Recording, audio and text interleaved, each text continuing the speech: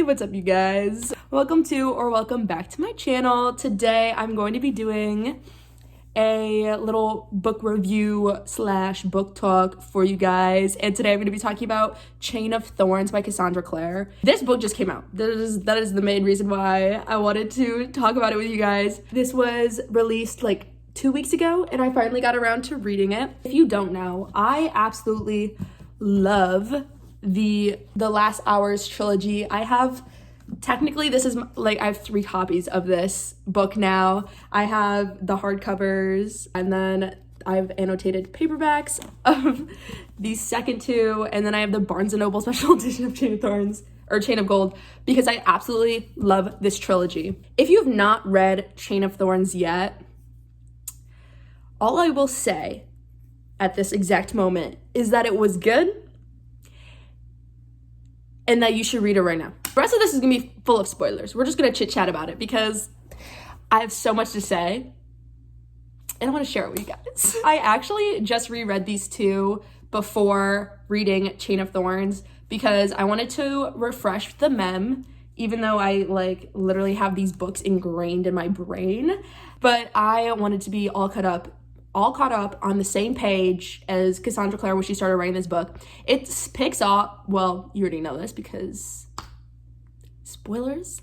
It takes place right after Chain of Iron ends, and we all know where that ended.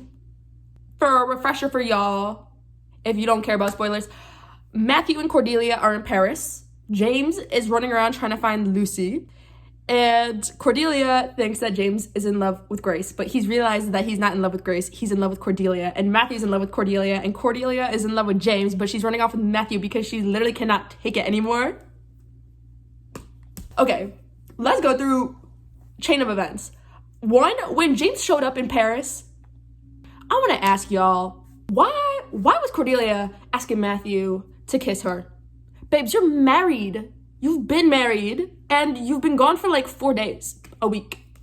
And, babe, what are you doing? So when he turned up and they were making out, I was like, you gotta be effing joking. And then to find out that Matthew, this whole time, was having a bit of a bev? Are you kidding me? Poor girl. Cordelia has literally the hardest, first off, she carries, her back must be hurting because she carries this trilogy, but also literally, not only did she find out she accidentally swore herself to a demon, but the man that she loves catches her getting a rebound with his best friend who loves her, who promised that he would stop drinking because he's an alcoholic, so she would come with him, and then she just finds out that he actually was drinking the whole time and was deceiving her. Poor Miss Cordelia is going through it. So then they go all the way back to London. And let me just tell you, I thought the plot, you know what? It makes so much sense. The plot is concise. Everything that happens, it wraps up great. Everything is just making sense. So tell me why Mr. Christopher had to pass on to the other world. That literally makes absolutely no sense plot-wise. No sense. You tell me, but I personally, that makes no sense plot-wise. No sense. What, he needed to be gone for Grace to realize she likes science? He could have been in a coma. Same effing thing. He could have been in a coma. She could have been I need to work hard. And then he could be lying awakened from the coma when she comes to and is I need your help. And he could be Grace, you can do it. And she's you're alive. And he's you can do it. And then just is I'm so tired, I need to go back to sleep, and goes back to sleep. And then boom, same thing would have happened. There was literally no need for his death. It made absolutely no sense. And honestly, Cassandra Clare, I'm looking at you, it was a cop-out. That is a cop-out death. If you're gonna kill a character, you gotta kill a main character. She should have, honestly, now don't hate me for saying this, but if we're talking good character deaths or character deaths that mean something, it should have been Matthew. 100%. That would have made so much more sense because Matthew was interconnected to everybody.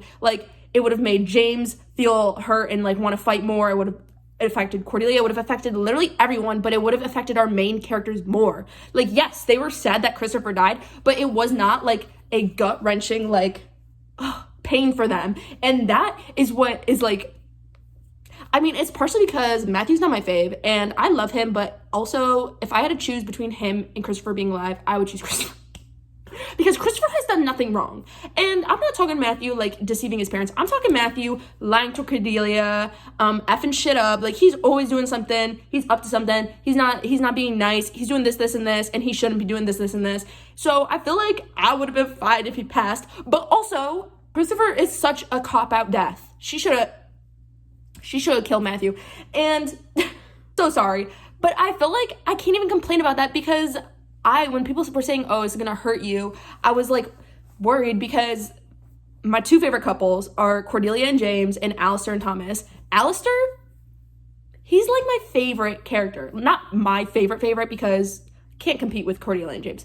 But Alastair is literally one of the best characters. He has the best character development. He has the best romantic relationship. Like, Alastair is everything. And so I'm happy that he's alive and well with Thomas. But, like, Christopher, and I didn't really ship him with Grace, but I was, you know what? I was resigned to it. It was okay. You know what? Fine. Grace did this, and this, and yes, it was all about her mom. But, like, Christopher, what ho? I'm so frustrated. I can't even fully process. And you know what? To that extent, Christopher, to me, he is not dead. He's not. You know what I mean? Like, it was so unnecessary to the plot and so, like, just, like, uncalled for that in my head, he has not died. And I think that's why I'm so comfortable with saying, like, it was a good book because literally everything else is perfect. All of the other couples end up together. The plot literally ends up perfectly. Cordelia ends up separating herself from Lilith and, like, all that stuff. Like, you know what I mean? Like, so for me, it was a good book. I love that her third books, well, not all of them, but like the Dark Artifice's third book was like this, where it has like art in it. Girl, I was screaming. Alastair and Thomas, I'm screaming. They're the cutest.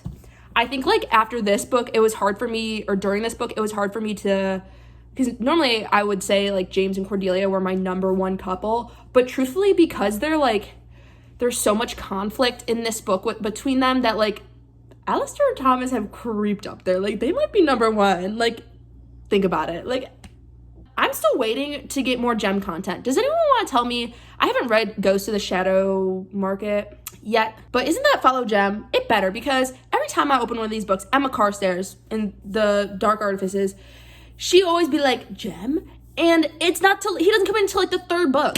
And then in these books, like, Jem's around-ish, but he's always off on some mission, and that mission's never explained. Like, do they ever explain why Jem and Magnus were in the spiral labyrinth in Chain of Iron? I don't think so. They were gone, and that ensues the whole Magnus impersonation, but I don't think they ever explained why they were there. I love Jem. Also, side note, I thought this book was gonna move so much faster. They don't even leave Paris until 160 pages into this book. Like, I was prepared for them to be in Paris, leave, and then have the whole James and Cordelia resolution. Like, why didn't that happen? I'm screaming. Anyway, the one thing that I do love about this trilogy, and I always have to, like, talk about, is the craftsmanship that Cassandra Clare performs in this trilogy specifically, and the fact that this trilogy has its own concise plot, and then Lucy has a side plot that perfectly tees up the main plot of the Dark Artifices. Like, I think that is insane and absolutely amazing. Every time I read through these and I just think about how Malcolm gets involved in all of this thing, absolutely amazing to me. She really did that. And so I just have to give Cassandra Clare a round of applause, because I feel like people love to hate on her writing, but honestly, the craftsmanship of some of these are really good. I'll admit, like, the Dark Artifices would have been way better if it was like a 6-book series or a 4 or 5 instead of a trilogy, because too much happens. But this trilogy, the pacing is perfect, the plot execution perfect, it's amazing, and I absolutely love it so much. But also, like, they're so pretty. Look at how handsome he is. I love him. I love James. I gotta get my James Harrendel trinket dish out somewhere. I have one from Fairy Loot, and he slays. Anyway, I hope you enjoyed that quick little chit chat. I know it's really short, but I thought it'd be fun to share with you guys and anyone else who's read Chain of Thorns. I highly recommend. I'll see y'all when I see y'all. Peace.